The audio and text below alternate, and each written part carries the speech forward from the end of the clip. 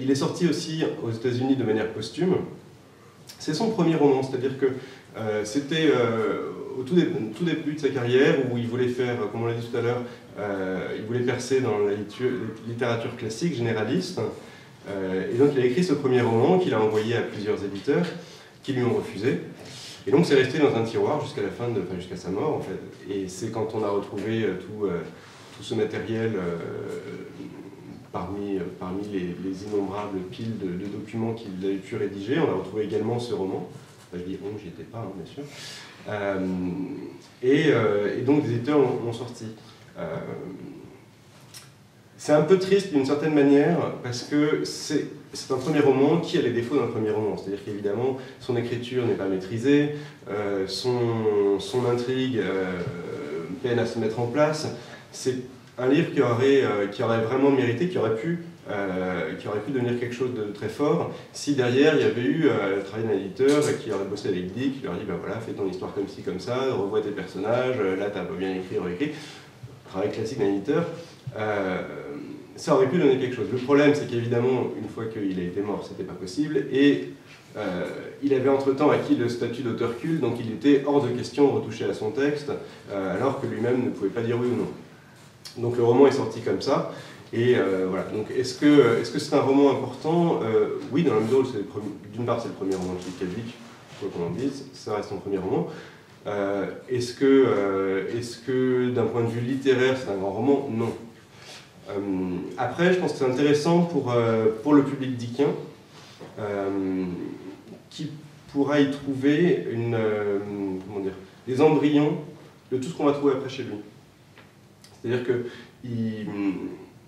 qu'il s'intéresse déjà à la culture orientale, puisque en fait, je vous raconte en quelques mots l'histoire. C'est en 1948 ou 1949, alors que la République populaire chinoise vient d'être proclamée, toutes les entreprises étrangères, notamment américaines, qui sont sur ce territoire, sont tout simplement mises à la porte. Et donc, ce sont des Américains qui se trouvent là-bas, qui évacuent un grand complexe industriel, sauf qu'on va laisser sur place 3 personnes, 2 hommes et une femme, qui seront là pour, en gros, garder la boutique tant que les Chinois arrivent et prennent les clés du complexe. Et donc, ils m'ont resté 1 semaine ou 2 semaines, je ne sais plus, dans ce complexe, au plein milieu d'une espèce de jungle, paumé au milieu de la nature. Il fait extrêmement chaud, c'est lourd, c'est moite, c'est propice, on va dire, aux tensions entre les personnages. Et moi aussi j'ai perdu mon fil. Et donc, alors ce qui est intéressant, c'est qu'on va retrouver le trio de personnages qu'on retrouvera après dans pas mal de ces bouquins. Il y a la fille aux cheveux noirs, il y a le personnage dickien paumé, mais en même temps beau et innocent. Il y a l'autre personnage dickien masculin, qui est le type, le salaud qui a le pouvoir. En gros, c'est très caricatural, mais finalement, cette caricature-là, on va la retrouver dans beaucoup de ses livres.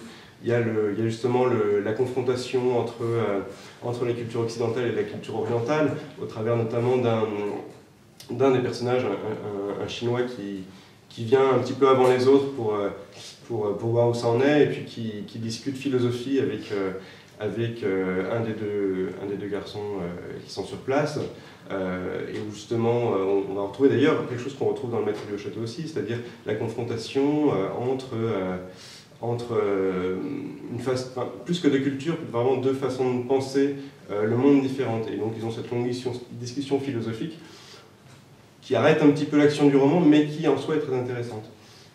Voilà, donc c'est ce genre de thème qu'on va retrouver et qui, en quelque sorte, vont être ceux qui toute sa vie durant, vont le travailler. Une petite question sur la place de Dick, parce que évidemment c'est un auteur culte, hein, et aujourd'hui on fait des conférences là-dessus, mais éditorialement et en termes de chiffre de vente, est-ce que c'est encore un auteur important en science-fiction? Est-ce que le fait de sortir et de ressortir ces bouquins-là, c'est pas une bonne affaire entre guillemets pour vous, mais est-ce que par rapport à d'autres auteurs que tu publies chez toi, ça reste un auteur majeur? Oui et non. Oui, non, ça n'a jamais été non plus... Il y a eu des phénomènes ponctuels de grosses ventes de ces bouquins, notamment quand un film sort. Je me rappelle, c'était à l'époque, je bossais chez Folio SF avant, et quand était sorti Minority Report, le poche du titre en quelques mois s'est vendu à 40-50 000 exemplaires, ce qui est pas non plus une explosion, mais qui est quand même considérable. Donc oui, il y a effectivement ces phénomènes ponctuels. Après, est-ce que Dick est un gros vendeur en SF? Pas tant que ça. Pour vous donner un ordre d'idée, avant qu'on commence à les rééditer, donc nos deux titres les plus forts commercialement, c'était Le Maître du Haut-Château et Blade Runner, qu'on vendait tous les deux, respectivement, à 6 000 exemplaires par an, à peu près, en poche. Donc voilà, c'est une vente de fond qui tourne bien, mais c'est pas, voilà, c'est beaucoup moins que certains titres d'Asimov ou des fleurs pour Algernon, qui est un... il y a aussi quelque chose qui rentre en ligne de compte, c'est qu'il y a pas mal, il y a quelques auteurs de SF dans les livres, je parlais des fleurs pour Algernon, c'est aussi vrai pour Demain les chiens de Simak, sont prescrits par certains professeurs, par pas mal de professeurs même, et ça c'est vrai que ça assure des gros niveaux de vente. Dick n'a jamais eu la chance, mais en même temps quand on voit qu'il écrit c'est un petit peu normal, d'être prescrit chez les scolaires. Peut-être plus à la fac, certes, mais moins dans les classes inférieures. Et au niveau littéraire, toi qui es éditeur et qui donc édite différents auteurs, ça reste aussi un auteur important ou est-ce que c'est daté comme écriture? Qu'est-ce qui fait encore sa force aujourd'hui? Je crois qu'on en a pas mal parlé dans la... Désolé, vraiment, je ne sais pas combien de temps, c'est un programme, j'ai plus peu de temps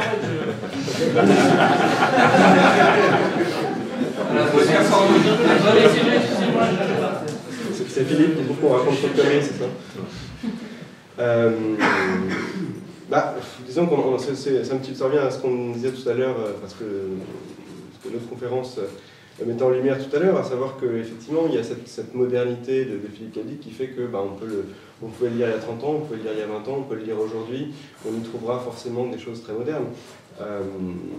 Donc non, je pense qu'il ne sera jamais daté. Alors oui, effectivement, d'un point de vue scientifique, oui, parce que comme tous les livres de science-fiction ancrés à une époque, c'est le syndrome 1984. 1984, la date est arrivée, et puis il ne s'est pas du tout passé ce qu'il y a dans le bouquin. Et là, c'est un petit peu la même chose. Évidemment, tous les auteurs de SF imaginent des tas de choses pour le futur, et puis ça n'arrive pas, ou ça arrive différemment. Donc de ce point de vue-là, la science-fiction, elle est forcément ancrée dans l'époque où on l'écrit. Maintenant, la portée, je parle moins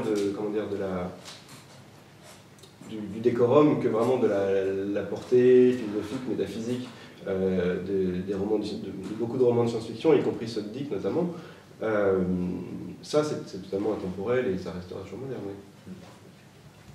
Une petite question sur la suite des événements. Il y a Blade Runner qui arrive, incessamment sous peu. Et alors, c'est quoi la suite du programme? Alors, il y a encore pas mal de choses à faire. Donc là, effectivement, il y a Blade Runner qui ressort en nouveau millénaire comme Le Maître du Haut-Château, avec une nouvelle traduction. On continue aussi les omnibus. Là, donc, vous avez le premier sous les yeux. Le deuxième sort incessamment, là, en début octobre, qui couvrira la période 60-63. Il y a un troisième omnibus qui sortira l'an prochain pour la période 63-64, qui était une période très prolifique. Et puis après, le quatrième, ça sera la période 65-69. En fait, on va jusqu'à couler mes larmes, qui chronologiquement est le dernier que nous publierons. Après, c'est la trilogie divine. La trilogie divine, ça reste chez De Noël. En termes de chefs-d'œuvre retraduits, il y aura également le Dieu venu du Centaure. Il y aura Couler mes larmes, donc j'en parlais, qui lui sera pas dans les omnibus, mais séparé. Il y aura Confession d'un barjo, qui n'aura peut-être pas d'ailleurs ce titre, on est encore en train de... C'est un titre très, très difficile à traduire.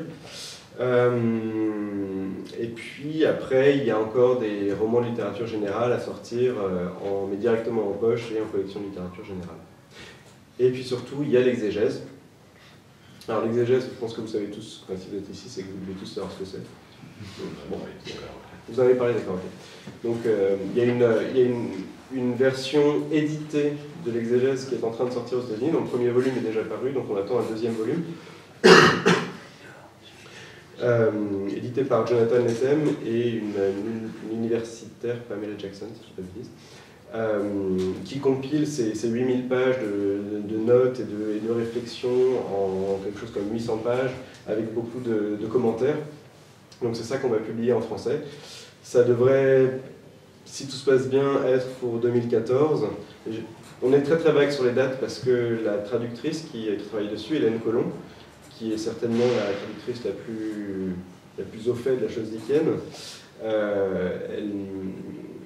elle me dit que chaque ligne lui demande énormément de recherche. Donc c'est pour ça que c'est extrêmement long et extrêmement festif. Enfin, pas seulement festif, non, c'est passionnant. Mais voilà, elle me dit qu'elle avance très très très lentement, donc je préfère pas encore du tout annoncer de date de sortie, ça sortira quand ça sera prêt. Peut-être un premier retour d'expérience sur ces premiers titres qui viennent de sortir, ça fait quand même quelques mois. Quel est ton premier bilan sur est-ce que rééditer Dick aujourd'hui, ça fonctionne? Est-ce que tu es content de comment ça se passe? Alors de toute façon je suis content. Après mes patrons, je sais rien, mais moi je suis content parce que j'avais super envie de les faire. Comment ça se passe? Ça se passe très très bien sur le Maître Dieu au château. On a été très agréablement surpris.